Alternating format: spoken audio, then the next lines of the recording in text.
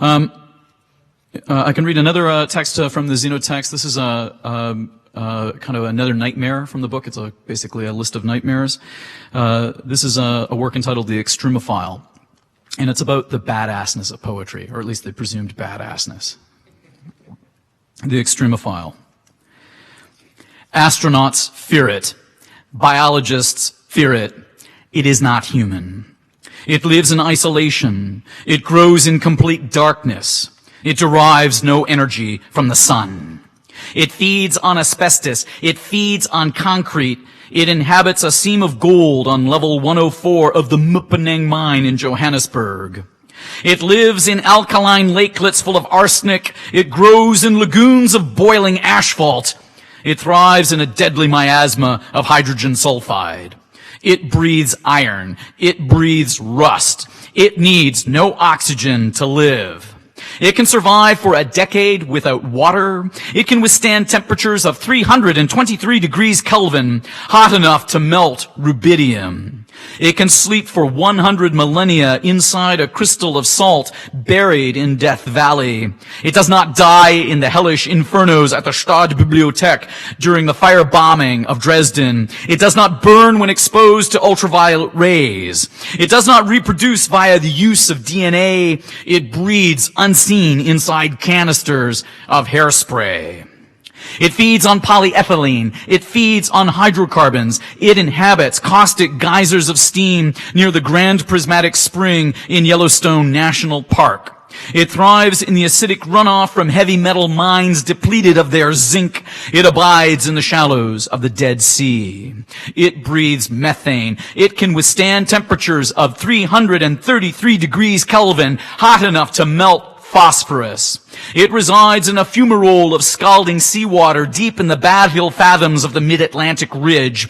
It can endure pressures equivalent to 45 tons of force per square inch, 6 times greater than the pressure at the nadir of the ocean, 1/16th of the pressure required to crush graphite into diamond.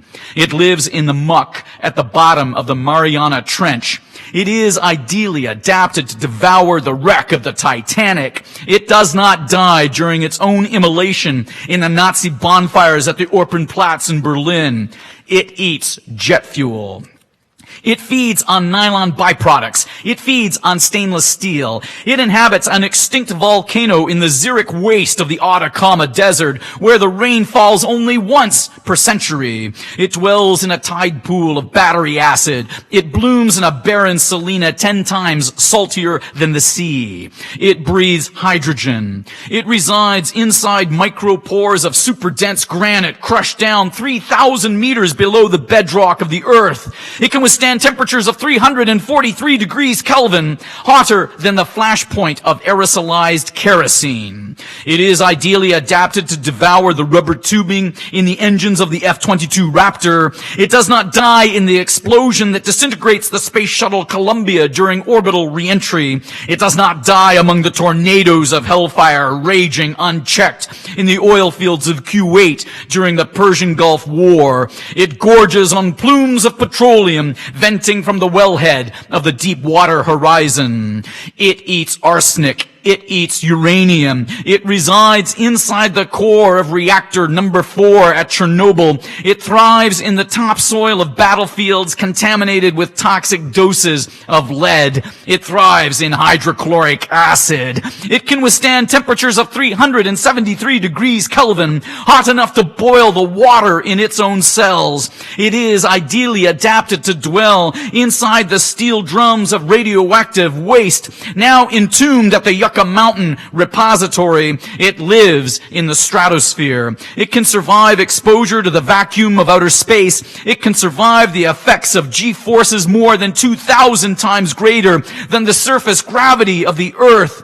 It is the only known organism capable of exceeding speeds of Mach 1. It does not die in the furnaces reserved for the satanic verses after the fatwa issued by the Ayatollah of Iran. It can, in fact, repair damage to its own genome so fast that its DNA never mutates, it never changes, it never evolves.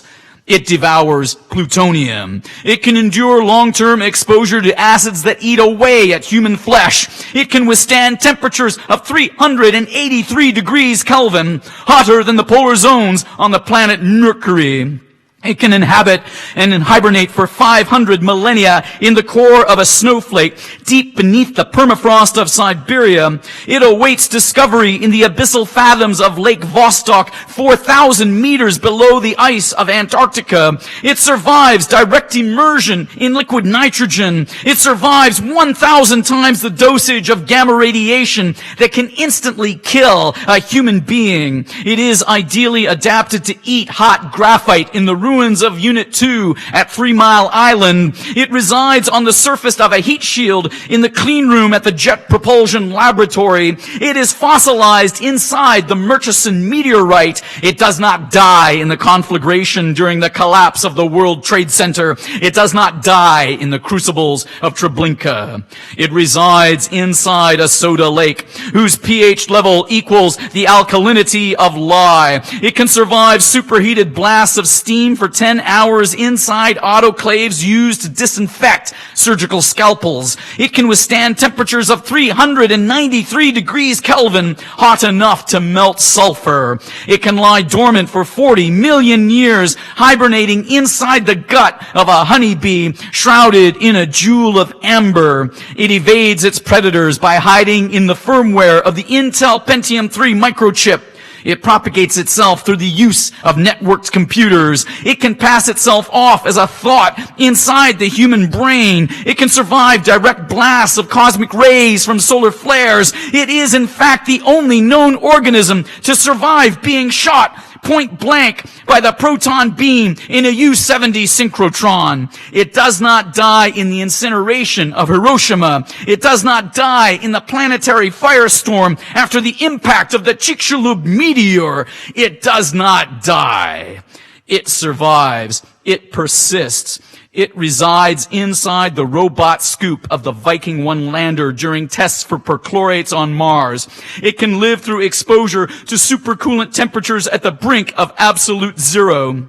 It can hibernate for 250 million years, living as a spore encased in a halite nodule found in the caverns of Carlsbad. It can withstand temperatures of 423 degrees Kelvin, hotter than the nose cone of the Concorde in supersonic flight. It can endure multiple meteor impacts. It can endure multiple atomic attacks. It lives nowhere on Earth, except in one petri dish of agar-agar, locked in a fridge at a level 4 biocontainment facility. It is totally inhuman. It does not love you. It does not need you. It does not even know that you exist. It is invincible. It is unkillable. It has lived through 5 mass extinctions. It is the only known organism to have ever lived on the moon. It awaits your experiments.